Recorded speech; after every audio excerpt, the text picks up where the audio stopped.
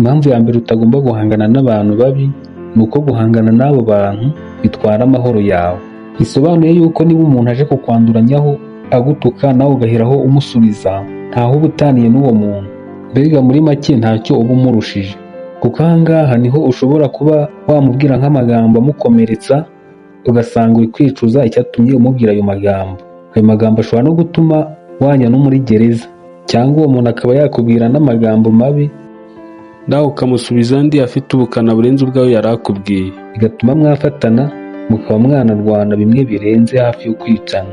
Niyo mpamvu rero hano ugomba kwirinda gukoreshwa n'uburakari butewe n'umuntu ukubwiye amagambo mabi nawe ukumva ko ugomba kumusubiza andi, kuko kumusubiza bishobora gutuma amahoro yawe wari wifitiye akendera, ugasanga wari wifitiye ayo mahoro nyine cyangwa umutuzo wawe, umuntu aje akwanduranyaho umushubije ikijambo kibi, icyo kijambo umushubije gitumye wenda ujya mu bitaro.